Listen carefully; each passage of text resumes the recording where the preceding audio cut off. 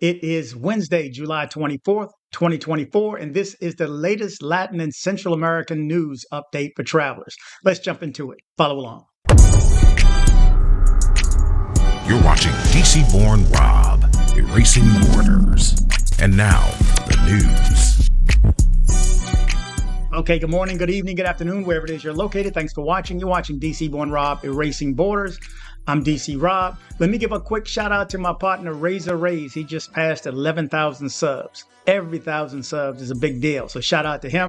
Okay, let's jump into our first story. In Costa Rica tourism. Costa Rica saw a 14.5% increase in tourism from January to June 2024, with over 1.5 million visitors, boosting jobs in the tourism sector, which is vital for many families, especially in rural areas. However, this influx has led to the rising rent and land prices, particularly in regions like Uncontacted, making housing unaffordable for locals and forcing many to move.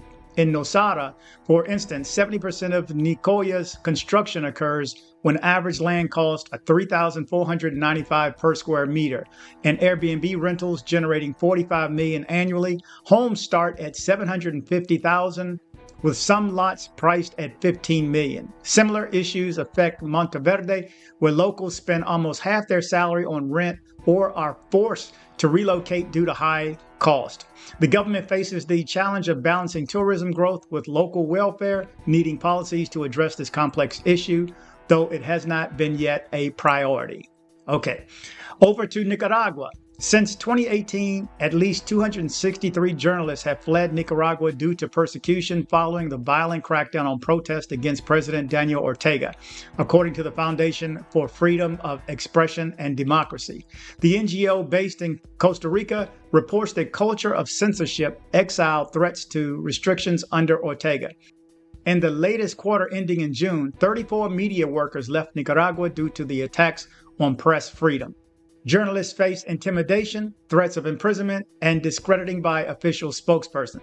Since Ortega's return to power in 2007, hundreds of opponents have been jailed, and the 2018 crackdown resulted in over 300 passings. Most independent media now operate from abroad. Okay, why move to Costa Rica? During a visit to a large supermarket in North Carolina, I marveled at the abundance and convenience of the U.S. With its vast selection of fast services like same-day Amazon deliveries, my daughter, born and raised in Costa Rica, also noted the convenience, a stark contrast to smaller stores and longer delivery times in Costa Rica. Despite the U.S.'s conveniences, including better quality goods at lower prices and grand spectacles like the Indy 500, I always miss the open air living in Costa Rica. In Costa Rica, I live with windows open year round, unlike the climate controlled, closed up living in the U.S. My children raised in Costa Rica, but now living in the U.S., also miss Costa Rica and plan to spend more time there in the future. I too enjoy returning to Costa Rica, appreciating its slower pace and natural beauty. While I visit the U.S. again for its conveniences, Costa Rica remains my true home. Okay, what are the favorite cities in Central and South America?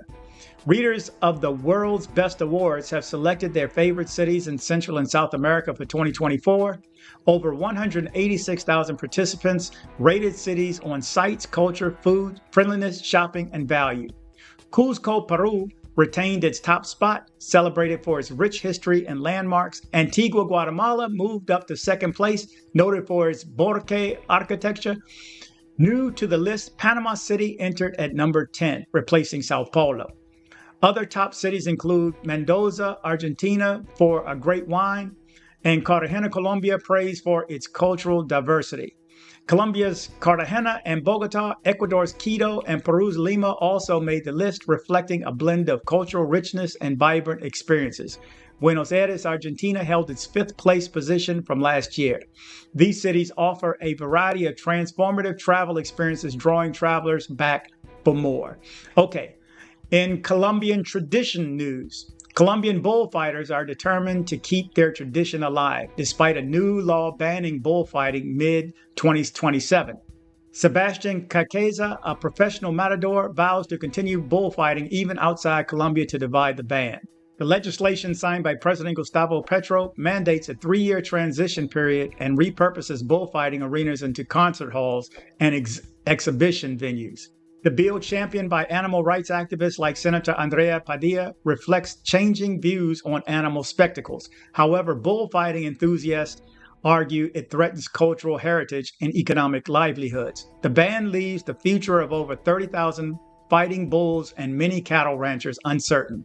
The government plans to support those affected in finding new livelihoods. Okay, from Brazil. Brazilian President Lula da Silva urged Venezuelan President Nicolas Maduro to respect the results of the upcoming presidential elections on July 28th. Lula expressed concern over Maduro's statement that a loss could lead to a civil war and stressed that elections should end in a bath of votes, not blood. Lula, historically supportive of Venezuela, emphasized the importance of democracy and revealed that he had spoken twice with Maduro. He warned that respecting democratic processes is essential for Venezuela's growth and stability. Lula announced sending 2 electoral observers to Venezuela, alongside former Brazilian Foreign Minister Celso Amorim, to ensure a fair election. This comes amid international concerns and the absence of EU electoral observers due to fears of irregularities. Okay.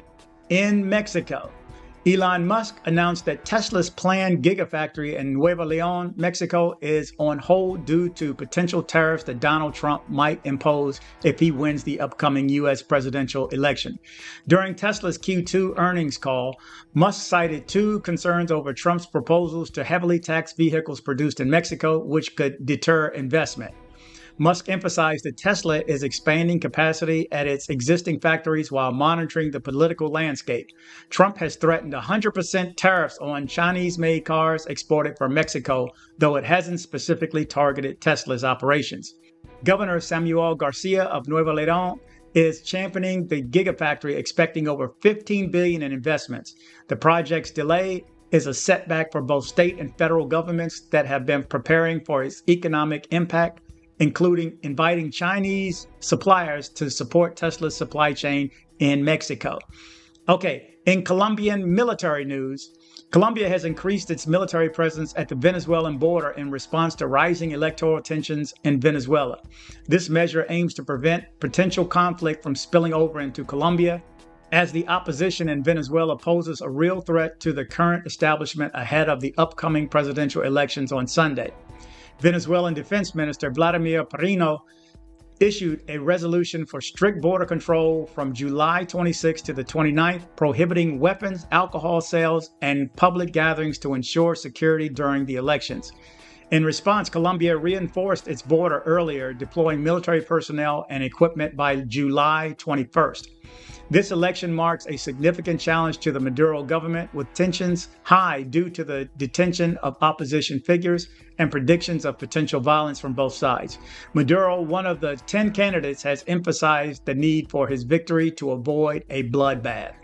Okay, in U.S. immigration, the new migrant caravan left Ciudad Hidalgo, Chiapas on July 21st, aiming to reach the U.S. before the November elections. Hundreds of migrants, fearing a potential crackdown if Trump wins, have embarked on this journey. Many have waited weeks for travel permits, which are rarely granted to those entering without a visa. Mexican authorities, responding to U.S. requests, have increased enforcement, detaining thousands and sending them back south.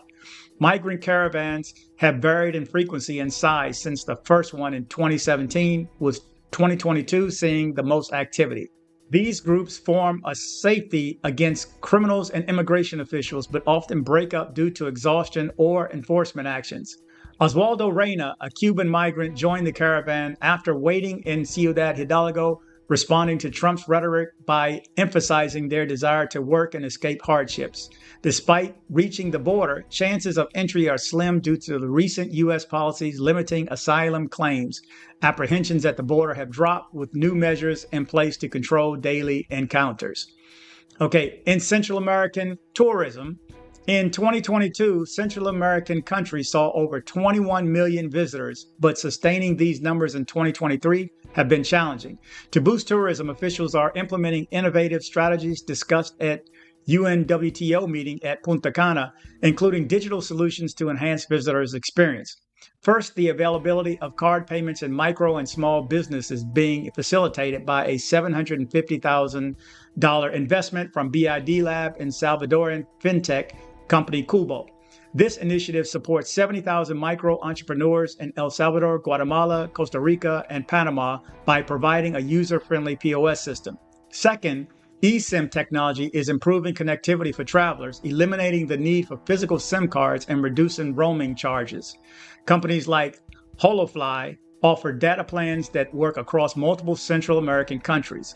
Finally, apps like Hostelworld are making booking local stays easier with features like social networking for solo travelers.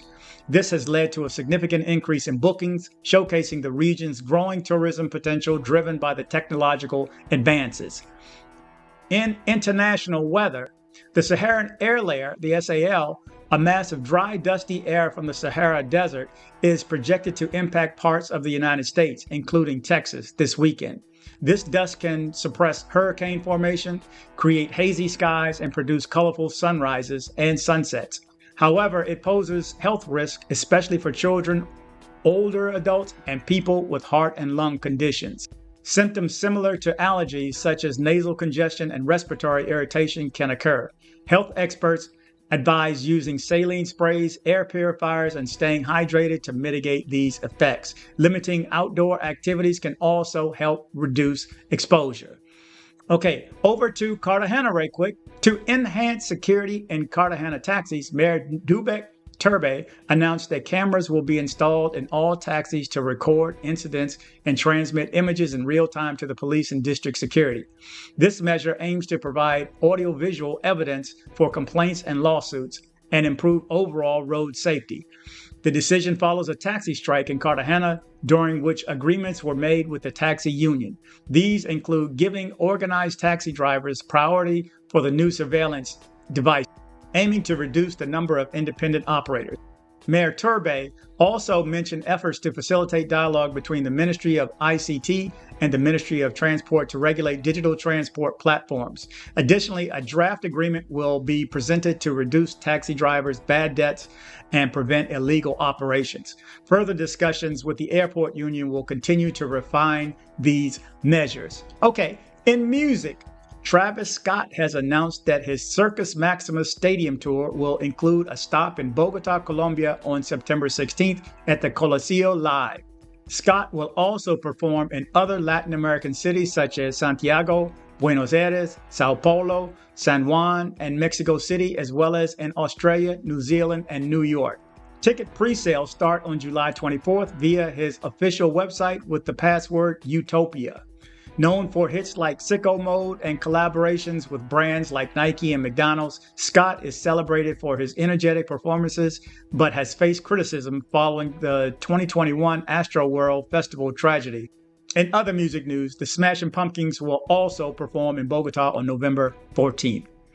Okay, in Peru, recent sightings of the Macho Piro, an uncontacted indigenous tribe, have been reported in the Peruvian Amazon near logging activities. Photos released by Survival International show the tribe on the banks of the Las Piedras River in the Madre de la Dios region. The Mashco Piro, typically reclusive, are emerging more frequently due to the encroachment of logging companies. Local indigenous rights groups, Feminad, reports the tribe is moving closer to villages like Monte Salvado and Puerto Nuevo in search of food. Logging companies like Canales Tahamul hold concessions to Mashco Piro territory with operations certified by the Forest Stewardship Council. The Peruvian government has noted sightings of 150 kilometers from Puerto Maldonado, and the tribe has also been seen fleeing into Brazil. The ongoing presence of loggers continue to disrupt the Mashco Piro's way of life, forcing them to move constantly. Okay, the Netflix series Eva Lasting offers a fresh perspective on Colombia, breaking away from the usual theme of drug trafficking and violence. Directed by Dago Garcia, its second season, set in 1976 to 1977, follows high school seniors in Bogota and continues the story of Eva, the first female student in an all-male school. The show explores complex themes like feminism, homosexuality, and teenage pregnancy, set against a backdrop of 1970s music and literature. With a young, talented cast and supported from seasoned actors, Eva Lasting has gained international acclaim, highlighting Colombia's capacity to quality, stereotype-challenging storytelling. The success of this season hints at a promising third installment, so look for that. In the Caribbean, people of the Caribbean are still dealing with the aftermath of Hurricane Beryl, which hit 3 weeks ago, causing extensive damage to infrastructure and homes in Jamaica, St. Vincent, and Grenada. Power communications and water supplies are disrupted, raising concerns about waterborne diseases. While reconstructing is going on, it's a slow process, especially in rural areas. A funding event at Moco in Tottenham, North London, is helping to raise funds and awareness. Maka Robinson, a team member at Moco, emphasizes the importance of solidarity and support for those affected. Nathaniel Williams, Moco's co-founder, highlights the need to keep the spotlight on the Caribbean's plight and believes the situation has been underreported. DJ Toby, whose family is from Guyana, participated in performing a set to raise awareness for funds. He hopes to spark conversations about the impact of climate change, particularly on countries in the global south, which are most affected by rising temperatures caused by Western countries. This community-driven effort exemplifies the power of collective action and compassion in times of crisis. Okay. Because I know you guys also leave this area and go over to Thailand, I'm going to end on this last story for Thailand. Thailand's cannabis laws have taken another turn, with Deputy Prime Minister Anutin Charnvirakul announcing plans to legislate marijuana for medical use. This move reverses recent proposals to recriminalize the plant. Thailand initially decriminalized marijuana in June 2022, becoming the first Asian country to do so, but lacked a comprehensive legal framework. This led to a surge in recreational use and public concerns. Anutin's Bahamutia party, which pushed for decriminalization, has now drafted a bill to regulate cannabis, supported by Prime Minister Shreta Thavisin. The government plans to finalize new regulations by the end of the year, emphasizing health and economic benefits while banning recreational use. Oh, that's a different one. Because when I was there a year ago, let me tell you something, it was everywhere. Signs, get hit, get high, this is everywhere. And I mean everywhere. So if they're going to do away with that, they may lose some tourists. Anyway, you're up to date with the latest news from the Caribbean, from Central and South America, Latin America, and a last one ending in Thailand. Let me know. Again, I need this feedback. If these stories are beneficial to you, it's nice to hear it. I'll keep it going. Anyway, you're up to date with the latest. Thank you guys for watching. Remember to travel, but travel safe. Yo, it's dcbornrob, giving you the lowdown from Colombia to Cuba. I got the know-how, travel tips and tricks to keep you sound. Stay safe abroad, let's break it down. dcborrob's got the info you need, from the East Coast streets to the Caribbean breeze. Travel smart, stay sharp, that's the creed. Knowledge is power, proceed and succeed. Colombia's first, Medellin's the vibe. Know the zone, stay safe, take the right strides. Cali for the salsa, Cartagena, stay alert, stay aware, move wisely and free. Jamaica, Kingston's got the reggae beat. Montego Bay for chillin', but stay on your feet. Respect the locals, know the culture's way. With dcborrob's tips, you'll be okay. dcborrob's got the info you need, from the East Coast streets to the Caribbean breeze. Travel smart, stay sharp, that's the creed. Knowledge is power, proceed and succeed. Mexico's next, Cancun's the spot. Mexico City's bustling, but know the hot spots. Pyramids and beaches, culture so rich. Stay in the loop, avoid the glitch. Dominican Republic, Punta Cana's fine. Santo Domingo's lively, but watch the line. Puerto Rico, San Juan's old charm. With dcborrob's guide, avoid the harm. Cuba's unique, Havana's old streets. Know the history where the past meets. Travel smart, stay ahead of the game. dcborrob's got your back, remember the name. dcborrob's got the info you need, from the East Coast streets to the Caribbean breeze. Travel smart, stay sharp, that's the creed. Knowledge is power, proceed and succeed. Panama, see the canal's grand sight. Casco, Vigo's history, day and night. Venezuela's beautiful, but tread with care. Stay aware, stay smart, everywhere. Ecuador's wonders, Quito's high place. Galapagos Islands, nature's embrace. Guatemala's rich with history so deep. Antigua's charm in your heart you'll keep. From the East Coast to the world so wide, dcborrob's the guide, you can't be denied. Safety first, knowledge in your hand. Travel smart, understand the land.